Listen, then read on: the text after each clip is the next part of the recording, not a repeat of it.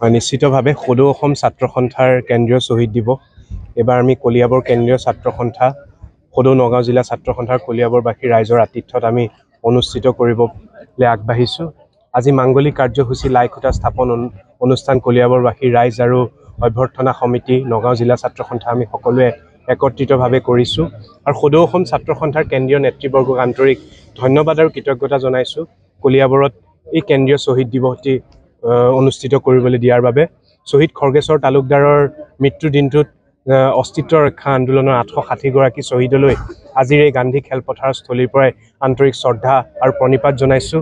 জাতীয় শ্বহীদসকলৰ ত্যাগ আৰু তেওঁলোকৰ যি কষ্টৰ ত্যাগৰ ফলত অসমত যি অসম চুক্তি হৈছিলে সেই অসম চুক্তিৰ সম্পূৰ্ণ ৰূপায়ণ কৰিবলৈ পুনৰবাৰ চৰকাৰক আহ্বানৰ দাবী জনাইছোঁ।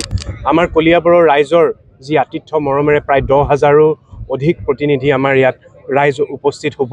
আমাৰ সদৌ অসম ছাত্ৰ সন্থাৰ সমগ্ৰ অসমৰ কেন্দ্ৰীয় নেতৃত্ব জিলা অতিথিসকলক আমি আপ্যায়ন কৰিবলৈ আমি প্ৰস্তুতি ইতিমধ্যে আৰম্ভ কৰিছোঁ আৰু আপোনালোকৰ যোগেদি সমূহ কলিয়াবৰবাসী ৰাইজ অসমবাসী ৰাইজৰ আমি আশীৰ্বাদ বিচাৰিছোঁ যাতে আমি এই কেন্দ্ৰীয় শ্বহীদ দিৱসটি সৰ্বাংগ সুন্দৰভাৱে আমি অনুষ্ঠিত কৰিব পাৰোঁ আৰু আপোনালোকৰ যোগেদি সমূহ ৰাইজক কলিয়াবৰবাসী ৰাইজ অসমবাসী ৰাইজক উপস্থিত থাকি আমাক আশীৰ্বাদ দি পেলাই যাতে কেন্দ্ৰীয় শ্বহীদ দিৱসটি আমি সফলতাৰে আমি পাৰ কৰিব পাৰোঁ তাৰ বাবে আপোনালোকৰ যোগেদি সকলোৰে পৰা আশীৰ্বাদ বিচাৰিছোঁ। কাৰ্যসূচী কি ধৰণৰ আছে?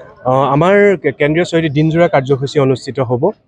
সদৌ অসম ছাত্ৰ সন্থাৰ পতাকা উত্তোলন কৰিব সদৌ অসম ছাত্ৰ সন্থাৰ সভাপতি মহোদয়, শ্বহীদ তৰ্পণ সদৌ অসম ছাত্ৰ সন্থাৰ সাধাৰণ সম্পাদক সমীৰণ ফুকন ডাঙৰীয়াই কৰিব আৰু শ্বহীদ খৰ্গেশ্বৰ তালুকদাৰ প্ৰতিচ্ছবিত মাল্যাৰ্পণ কৰিব সদৌ অসম ছাত্ৰ সন্থাৰ মুখ্য উপদেষ্টা মহোদয় আৰু তাৰ পিছতেই মুকলি সভা অনুষ্ঠিত হ'ব।